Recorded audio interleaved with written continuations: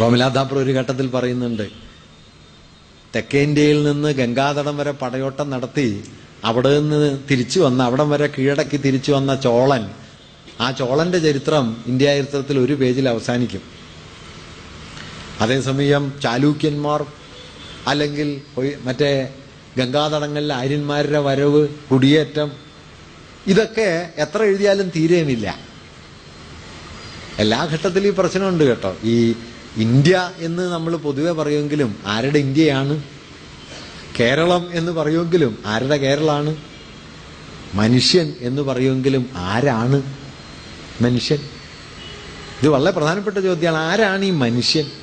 നമ്മൾ കേൾക്കുമ്പോൾ നല്ല കൗതുകമുള്ള മുദ്രാവാക്യമാണല്ലോ, മനുഷ്യനാണ് മാനദണ്ഡം, മാൻ ഈസ് ദ മെഷർ. 19-ാം നൂറ്റാണ്ടിൽ ഹ്യൂമനിസ്റ്റുകൾ പറഞ്ഞ ആശയമാണ് man is the measure of all things. അത് നല്ല സന്തോഷമാണ്. പക്ഷെ ആരെയാണ് ഈ മനുഷ്യനായിട്ട് കാണുന്നത്? ആഫ്രിക്കക്കാരെ കൂട്ടിയിരുന്നോ?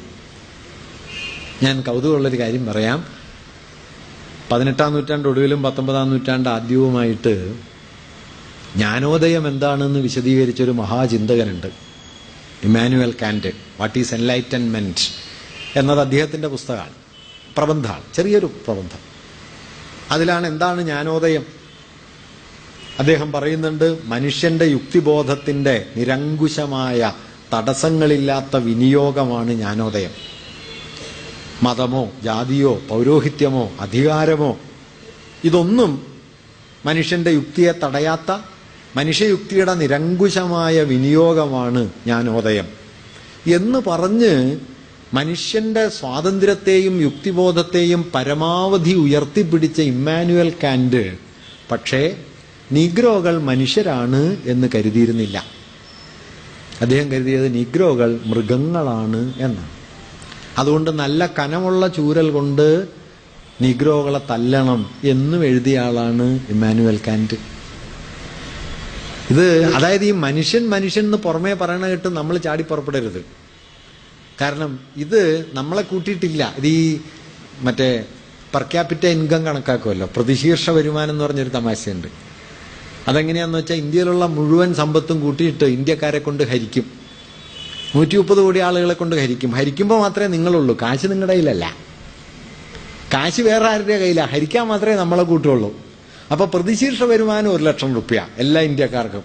ഇന്ത്യക്കാരുടെ സ്ഥിതി എന്താ? 1 റുപ്യയുടെ അരി വാങ്ങാനായിട്ട് പോലും വകയില്ല. പക്ഷെ കണക്ക് നോക്കിയാൽ 1 ലക്ഷം റുപ്യ. പഴയ നമ്പൂരിയുടെ കഥ പോലെ പെട്ടി കള്ളം കൊണ്ടുപോയാലും താക്കോൽ എൻ്റെ കയ്യിലാണെന്ന് പറഞ്ഞൊരു നമ്പൂരി ഉണ്ടല്ലോ. ഈ മട്ടിലുള്ള കുറേ സൂചികകൾ കൊണ്ടാണ് നമ്മൾ നമ്മുടെ സമ്പദ് വ്യവസ്ഥയെക്കുറിച്ച് ചർച്ച ചെയ്യുന്നത് പോലും. പ്രതിശീർഷ വരുമാനം വർദ്ധിച്ചു, അംബാനിയുടെ കയ്യിൽ കാശ് കൂടിയെന്നാ. പക്ഷെ കണക്ക് പറയണത് പ്രതിശീർഷ വരുമാനം വർദ്ധിച്ചു എന്നാണ്. ഇപ്പൊ വേൾഡ് വെൽത്ത് റിപ്പോർട്ട് വന്നല്ലോ. അപ്പൊ എന്താണ്? 2014 ഉണ്ടായിരുന്നതിനേക്കാൾ 14% സ്വത്ത് കൂടിയിരിക്കുന്നു ഇന്ത്യയിലെ അതിസമ്പന്ന ന്യൂനപക്ഷത്തിന്. 14%, 2 കൊല്ലം കൊണ്ട്. അച്ഛാദിനായക ഇങ്ങനെ കൂടിയിരിക്കുന്നു. പക്ഷേ കണക്കെടുക്കുമ്പോൾ എന്തുവരും?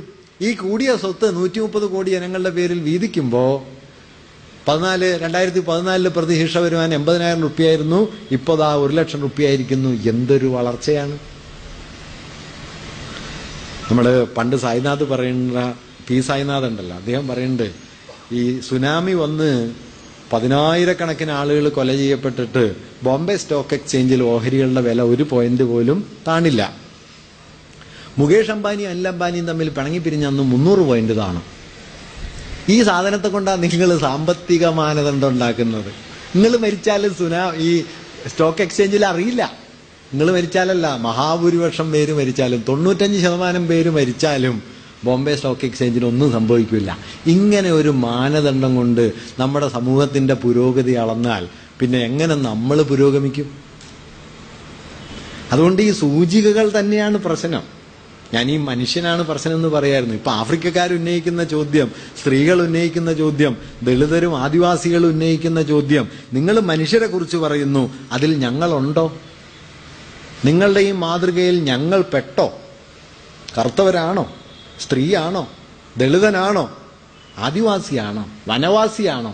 നോക്കൂ, വനവാസി കാട്ടി കഴിയായിരുന്നു. അപ്പോഴാണ് പെട്ടെന്ന് നിയമം വന്നത്, കാട് സർക്കാർ ഭൂമിയാണ്. അപ്പൊ ആദിവാസി ആരായി? വനവാസി ആരായി? Trespasser. Trespassers will be prosecuted. വെറുതെ ഇരിക്കുമ്പോൾ കുറ്റവാളിയായിപ്പോയി. ഒന്നും ചെയ്തിട്ടില്ലായിരുന്നു, ഒരു ദിവസം കാലത്ത് എഴുന്നേറ്റപ്പോൾ കുറ്റവാളിയാ. ഇങ്ങനെയാണ് നിയമം ഉണ്ടായത്, ഇല്ലേ? ക്രിമിനൽ ട്രൈബ്സ് എന്ന് പറഞ്ഞല്ലോ, കുറ്റവാളി ഗോത്രങ്ങൾ. എന്താണ് ചെയ്തത്? കാടിൽ പാർക്കുകയായിരുന്നു, കാടിൽ ജീവിക്കുകയായിരുന്നു. ഒരു ദിവസം നിയമം കൊണ്ടുവന്നു, നിങ്ങൾ കുറ്റവാളിയാണ് എന്ന് പറഞ്ഞു.